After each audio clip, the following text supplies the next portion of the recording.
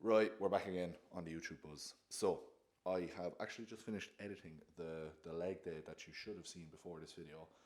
If you didn't, I'm not on top of my shit. I failed. I'm a failure. Anyway, we're in for push today. I'll probably do something of a similar fashion where I did a voiceover for the leg day. It's kind of less hassle. I feel it takes a lot of time to kind of indulge in the session and kind of talk throughout sets. But I will maybe do a bit during push. It is a bit less brain mangling than legs. But about to go in, the chicken, rice, pineapple, dark chocolate with the anabolic tzatziki. Shout out, Mr. Urkel. I'm absolutely hooked on it now. Next level. But yeah, we're in for push. So this is my top line day, my push 2 day. So we'll start with prime lateral. We're into the Atlantis shoulder press then, high incline Smith, an incline pec fly on the cables, and then we have triceps and more delts to finish, because you can never have enough delt, or I certainly can't anyway. Still trying to have not natty looking delts, but here we are.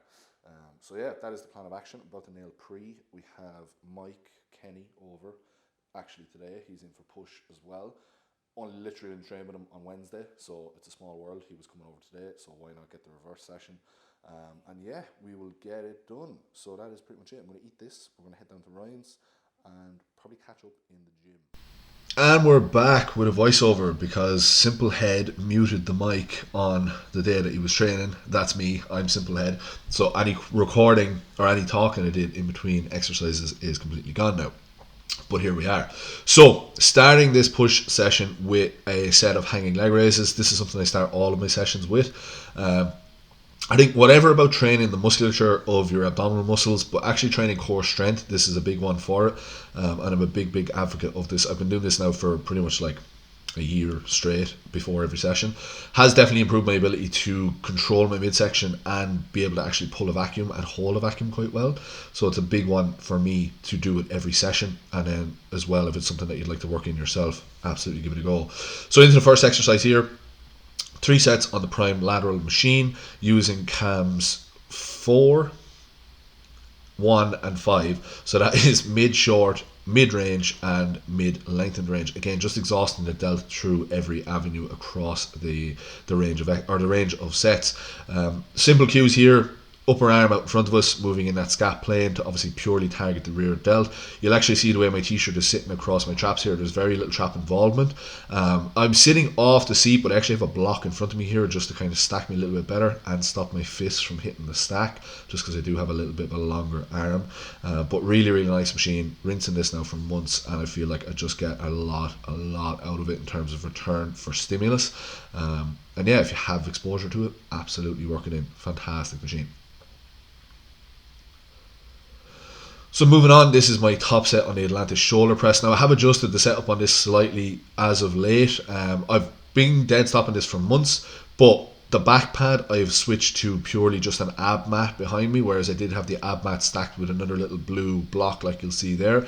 Just felt like it was giving me a little bit too much of an arch, and it was almost pushing me off the seat, probably due to the fact that I have a fat ass anyway. But I just felt a little bit unstable, and as load was progressing, my stability was regressing, so that was not ideal. But 2 sets here. Top set back off as normal. Very happy with the performance on this session here as well. Definitely a little bit harder with the less of a back pad arch, purely because there's not as much body underneath me, and it is shifting it more towards that top line anterior delt pressing movement as opposed to just chest as well. Next exercise, high incline Smith. As I said, this is my quote unquote high or top line day. So everything is predominantly incline or high incline. Really like this. Have ran this for the longest time. Just a lovely exercise, but again, a very difficult one to progress. I do have a mid-incline Smith earlier on in the week that I like. My loading is quite, not considerably higher, but a good bit higher on it. But it is just one of these ones where like it's quite a difficult movement, but the return I see from it is fantastic.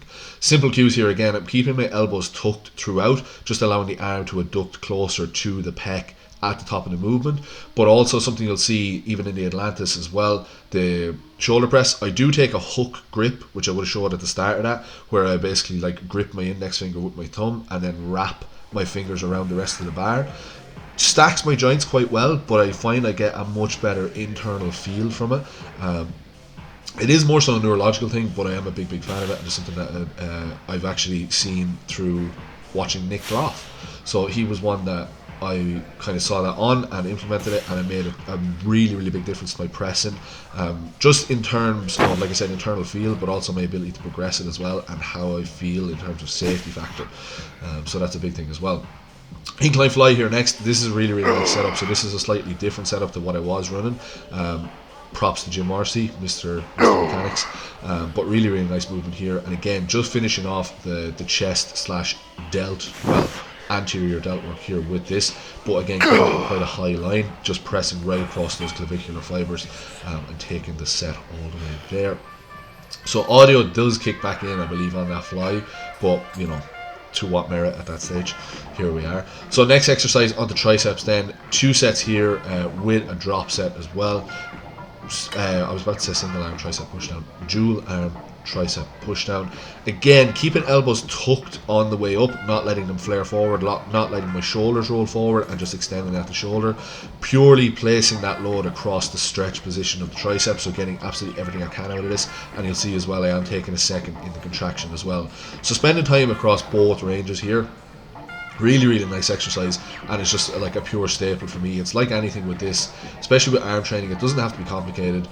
Pick an exercise you connect well with, pick an exercise that you can get a lot out of in terms of stimulus, and just progress it. Okay, to a degree where, like I said, it's not looking to just purely progress load, especially with arm training, we're dealing with such small joints and tendons. You don't need to be bicep curling 90 and 100 kilos. You know, like, it is purely a stimulus driver at the end of the day for such a small muscle group, and it has seen quite a big return for me over the last couple of months, keeping them in a higher rep ranges. Also, from a joint integrity perspective, really saving the elbows a lot. I did find that Big Mike, go on Big Mike, I did find that when I was actively progressing load, it was taking its toll on my elbows, even on my wrists at times, where it was just like sheer across the joints. So just keeping them in the higher rep ranges has seen a much better return for me as well, in terms of the joint integrity. But overhead tricep extension here, this is by far my favorite overhead tricep extension. Touching again on protecting the elbows. Okay, there's very little shear across my elbow here, as opposed to doing this behind my head, or say with, now I get away with like a not a V bar, like an easy bar on this too if I was doing it bilaterally, but I really like this as well. Even from a time efficiency perspective, if it's during the week and it's later on in the evening, I may rock with like an easy bar. Quite the same aspect, it gets me away and it gets me fine with my elbows, but really like this. Again, just spending some time in the stretch position and the contracted position. I have got the cables in line with how I perceive the force to be moving, so as my arm moves, the cables are moving in line with it. It's not pulling me into like, well, I suppose in this case, an overly internally rotated position on the way back. It just lines up nicely and the forces move quite perfectly across what I'm trying to train. So, can't get my fat head in this one because I'm not a videographer at the end of the day, but 4 sets of Y-rays here, just back-to-back drop sets all the way to failure. Again, taking a load mitigation after the first set, and then just 10 seconds rest in between each set for 4 sets back-to-back-to-back.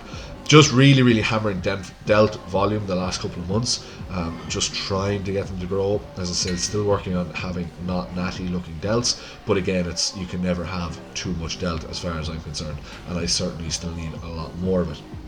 So 4 sets of this to finish off the lateral delts, the side delts, and then we moved into 4 sets of rear delt fly.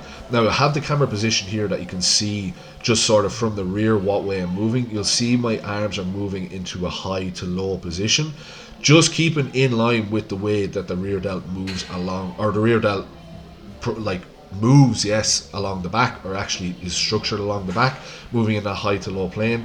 But again, it's one of those things, like, you don't really have to overly complicate it.